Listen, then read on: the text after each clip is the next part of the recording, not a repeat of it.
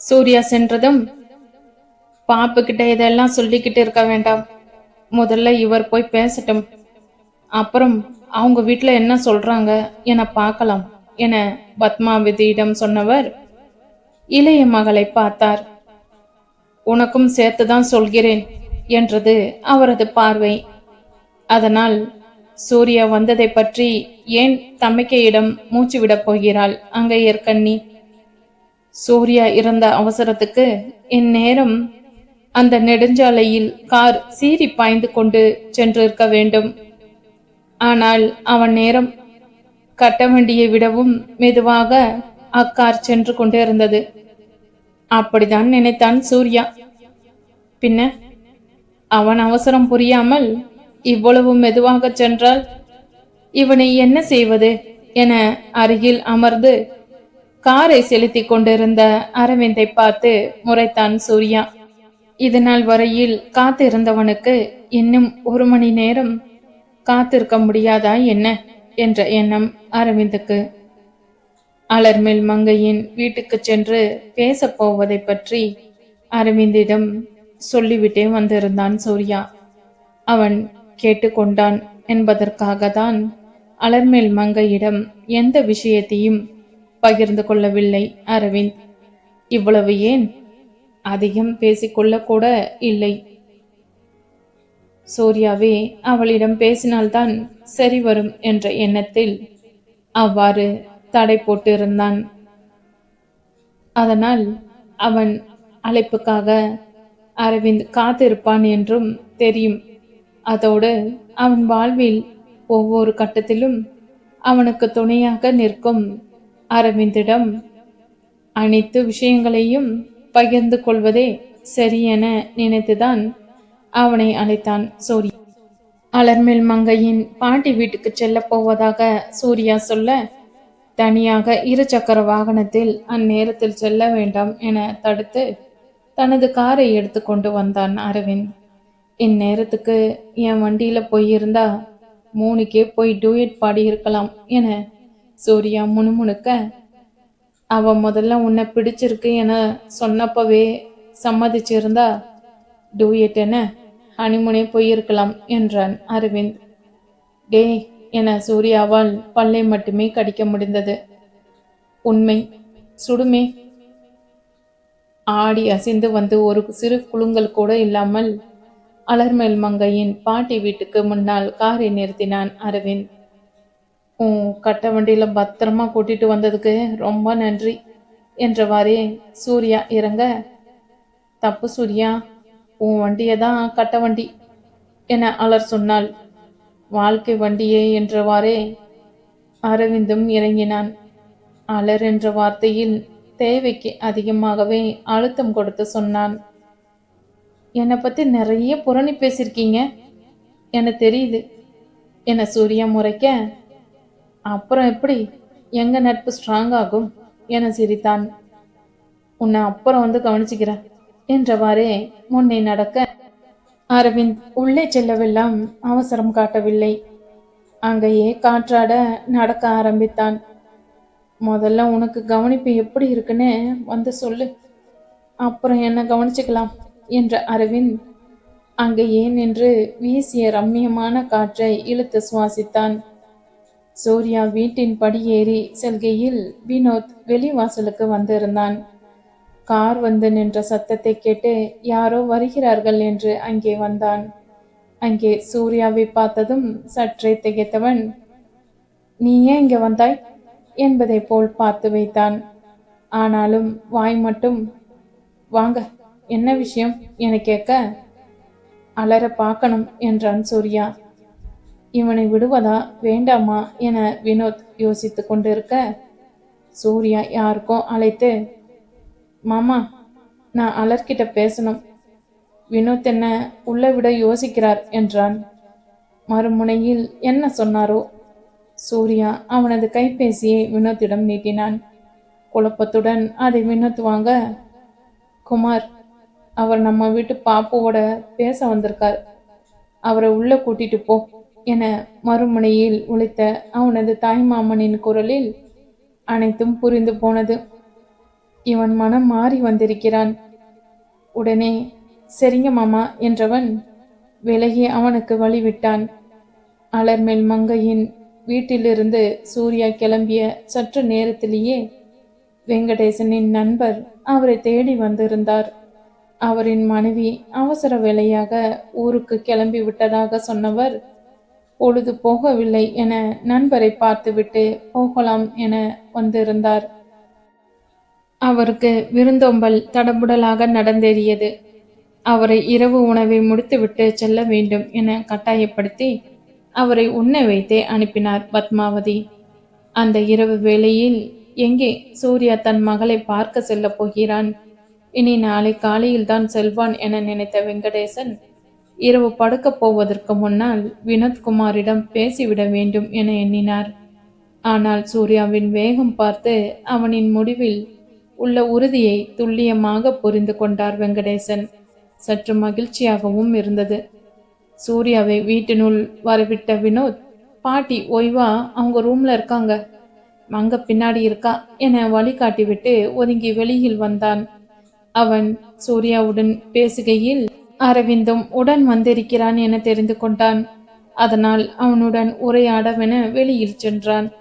வீட்டின் பின்னே சென்ற சூர்யா அங்கே திண்ணை போன்ற ஒரு திட்டில் அமர்ந்து கால்களை மடக்கி சுவற்றில் சாய்ந்து கைகளை முட்டியின் மேல் வைத்து தலை கவிழ்ந்து இருந்த அலர்மேல் மங்கையை பார்த்தான். பாகாய் உருகி போனான். ஓய்ந்து போய் அமர்ந்திருந்தவளை பார்த்ததும் அவளை அள்ளி அணைத்து கொள்ளும் ஆர்வம் எழுந்தது சூர்யாவுக்கு. ஆனால் இப்பொழுது அவன் எது செய்தாலும் தவறாகவே முடிய வாய்ப்பிருக்கு. அதனால் முதலில் அவன் பேச வேண்டும், பேசி தெளிய வைக்க வேண்டும். அலர் என எழுப்பிய குரல் அவனுக்கே கேட்கவில்லை என்றால் அவளை எப்படி தட்டி எழுப்பும்? தொண்டையை சரி செய்து கொண்டவன் மீண்டும் அலர் என்றான். அவனது குரலில் படார் என்று தலையை உயர்த்தி பிரம்மையோ என்பதை போல் சுற்றுமுற்றும் பார்த்தாள் பெண்ணவள். சூர்யா அவள் கண் முன்னால் நின்று கொண்டிருக்கிறான் என்பதை அவளால் நம்பவே முடியவில்லை. நெஞ்செல்லாம் விம்பி வெடித்தது. வெளியில் அழுகையில் தழும்பி குலுங்கியது. ஆனாலும் வந்துவிட்டாயா என்ற நிம்மதி ஆறு அவள் முகத்தில் பாய்ந்தோடியது. அதைவிட வேகமாய் வார்த்தை, என்னாலதான் இந்த போட்டியில் பங்கேற்று வெற்றி பெற்றேன் என சொல்லுவீங்கன்னு எதிர்பார்த்தேன். தப்புதான் என மீண்டும் முகத்தை முட்டிகளுக்கு நடுவில் புதைத்து கொண்டாள். அதுவரையில் பேசவில்லை, அழைக்கவில்லை, நேரில் வரவில்லை என உள்ளுக்குள் குமைந்து போயிருந்தவள் அவனை கண்டதும் சிறு குழந்தையாக மாறி அவன் மேல் குற்றங்களை வாரி குவித்தாள். மீண்டும் அவளை தலை உயர்த்தி, இப்படி யார்கிட்டையும் இதுவரையில் நான் எதிர்பார்த்ததில்லை. ஆனா என உதட்டை பிதுக்கினாள். கண்களில் நீர் மீண்டும் கோர்க்க ஆரம்பித்திருந்தது.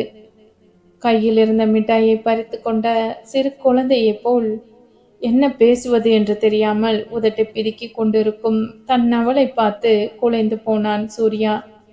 ஆனா என்ன, இப்போ என்கிட்ட இப்படி சின்ன குழந்தை மாதிரி எதிர்பார்க்கிற, அதற்கு அர்த்தம் தெரியுமா? காதல், என் மேல நீ வச்சிருக்கிற காதல் என சூர்யா புன்னகையுடன் சொல்ல, இல்லவே இல்லை. என் காதல் மேல எனக்கே நம்பிக்கை இல்லை. என் காதல் உண்மையா இருந்திருந்தா உங்க சின்ன இதயத்தோட ஒரு மூளையில கொஞ்சோண்டு என் காதல் தடம் பதிச்சிருக்கும். அப்படி பதிச்சிருந்தா உங்களோட பழைய காதலின் வெறி அடங்கி இருக்கும்.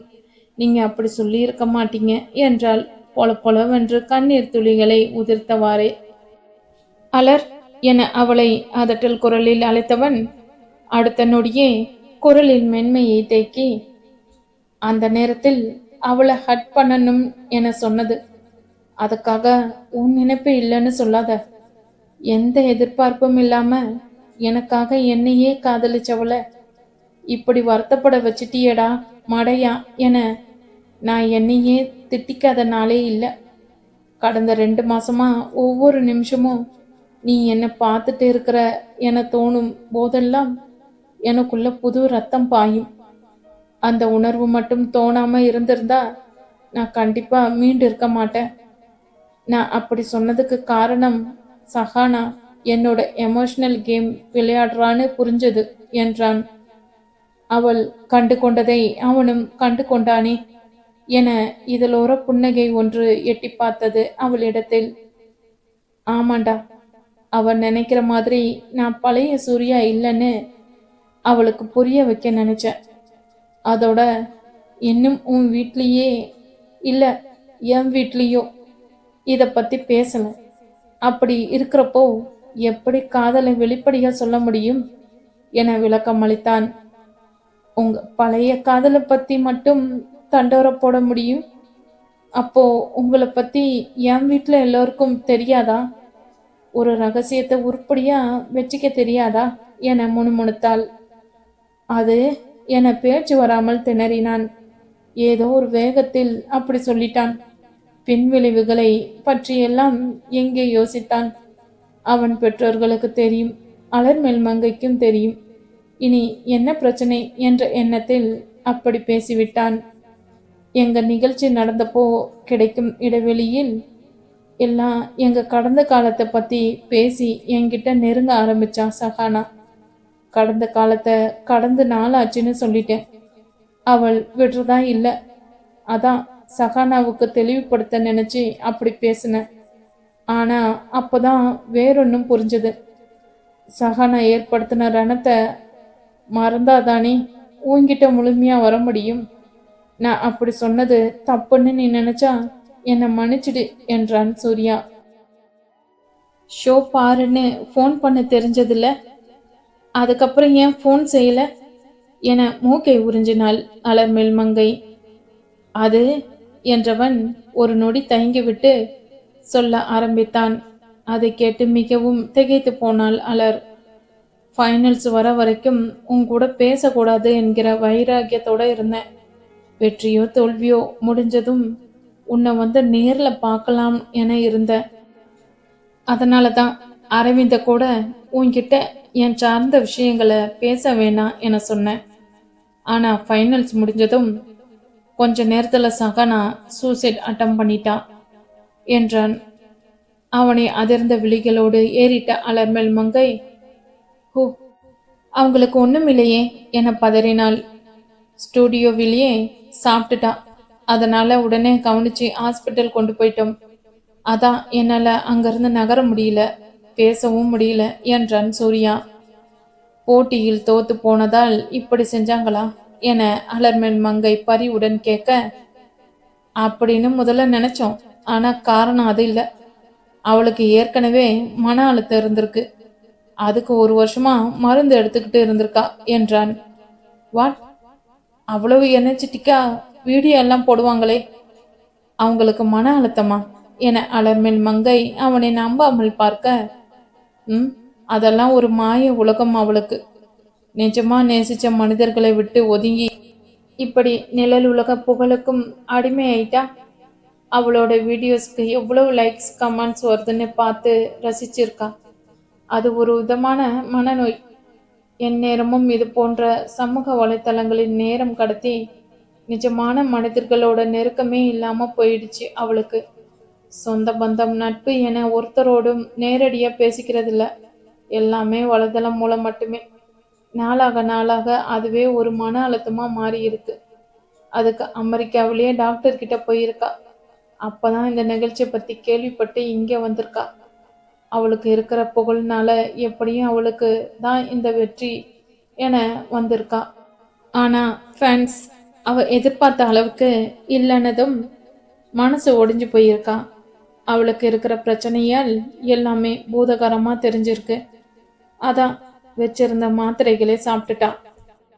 அப்போ தெரிஞ்சவன் என்கிற ஒரே காரணத்துக்காக அவ அருகில் இருந்து உதவி செஞ்சேன். அவளுக்கு முதல்ல தேவை அவளை மனமாற விரும்புகிற மனுஷங்க. நிழல் அன்பு கிடையாது, நிஜ அன்பு என சொல்லி முடித்தான். சூர்யா சொன்னது அனைத்தும் உண்மையே.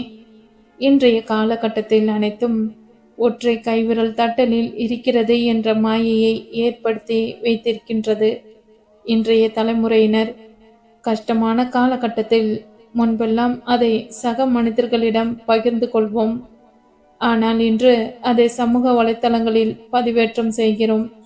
அந்த கஷ்டத்துக்கு ஆறுதல் என்ற பெயரில் லைக்ஸை எதிர்பார்க்கிறோம். விந்தையிலும் விந்தையான எதிர்பார்ப்பு.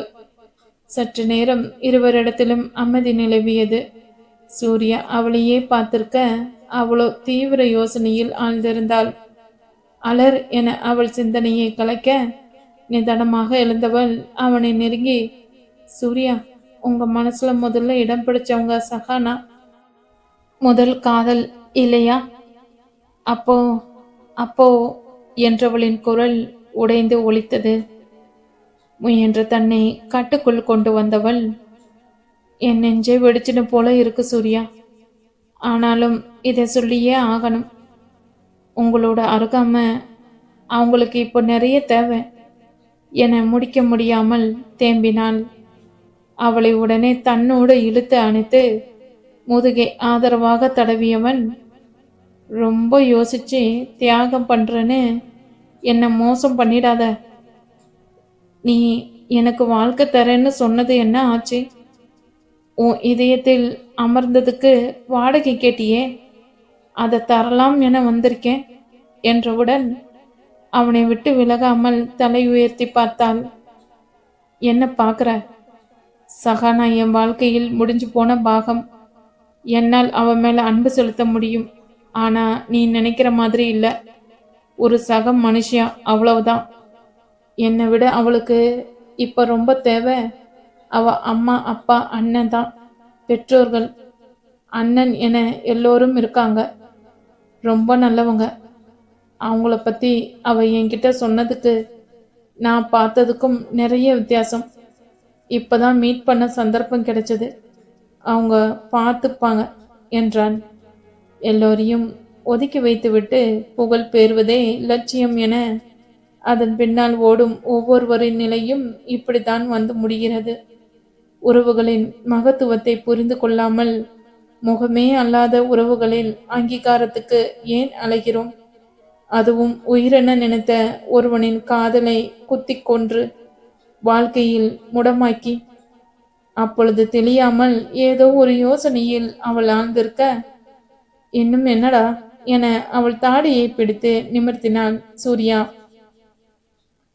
காதல் வந்துட்டா நம்ம நற்பண்புகள் எல்லாம் மறைஞ்சிடும் போல. எனக்கு உங்களை விட்டுத்தரவும் மனசில்ல என்றவளின் இமையோரம் கண்ணீர் கசிந்தது. சற்றே குனிந்து அக்கசிவினை இதழுற்றி தடுத்து நிறுத்தியவன் செவியின் ஓரம் சரிந்து, ஹே, எனக்கு இந்த அழுமூஞ்சி பாப்பு வேண்டாம் என்றான் கிசுகிசுப்பான குரலில். சூர்யா இங்கே எதற்கு வந்திருக்கிறான் என்று புரிந்தாலும் அதை அவன் செயல்முறை விளக்கமாக புரிய வைத்ததில் வயிற்றுக்குள் பட்டாம்பூச்சிகள் பறந்தன.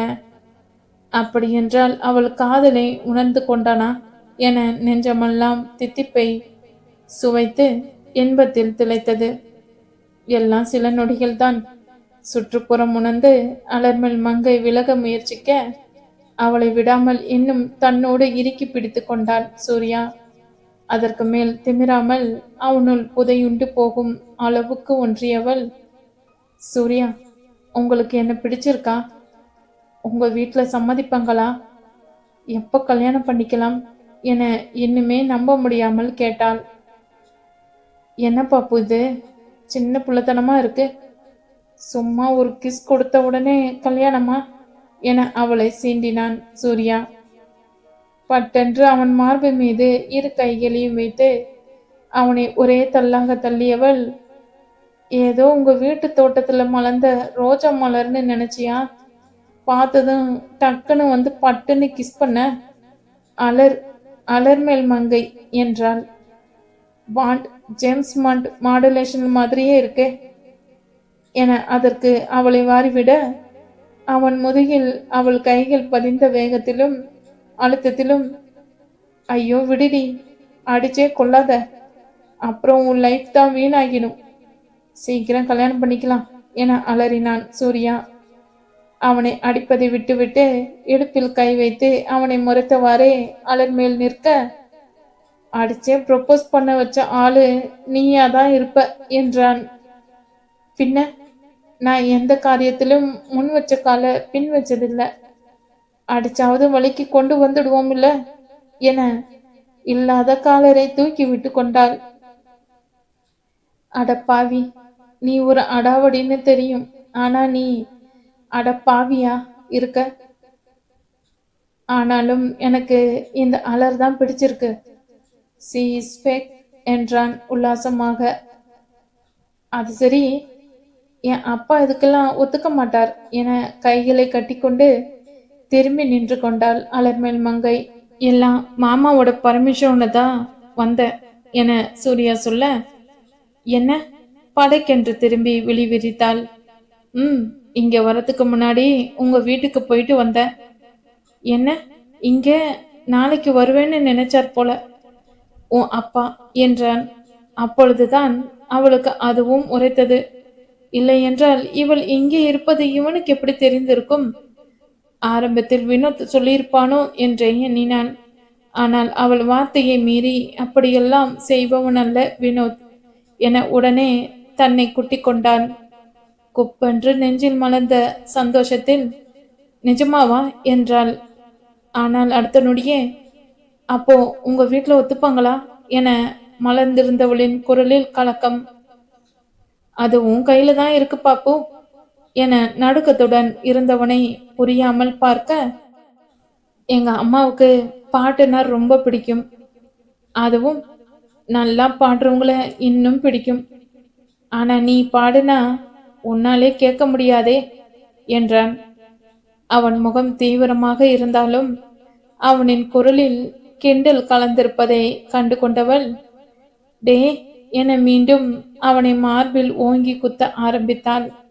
படுவேகமாக அவன் மார்பில் இறங்கிய அவள் கரங்களை தன் வலிமையான கரங்களால் பற்றி கொள்ள, முதல்ல ஏபிக்கு இந்த அடியை கொடுக்கணும் என்றான் ரோஷத்துடன். என பலமாக சிரித்தவன், இப்பதான் வரப்போ சொன்னான். என்னம்மா பிளான் பண்றீங்க என இடைவெளி விட்டு மீண்டும் சிரித்தான் சூர்யா. அவனை முறைத்து பார்த்தவள் மீண்டும் சிறு குழந்தையை போல் திரும்பி நின்று கொண்டாள். அம்மா அப்பாவை கண்டிப்பா ஒத்துக்க வச்சிடுவோம் என சூர்யா மேற்கொண்டு பேசும் முன்னால், ஹலோ எக்ஸ்கியூஸ் மீ, வீட்டுக்குள்ள கூப்பிட மாட்ட, ஆனா அடி வாங்குறதுல மட்டும் உன்னோட என்ன கூட்டு சேர்க்கிற. இப்போ உங்க லைன் கிளியர் ஆயிடுச்சு. சரி, என்னை பத்தி கொஞ்சம் யோசிங்க என குரல் கொடுத்தவாறே வந்தான் அரவிந்த்.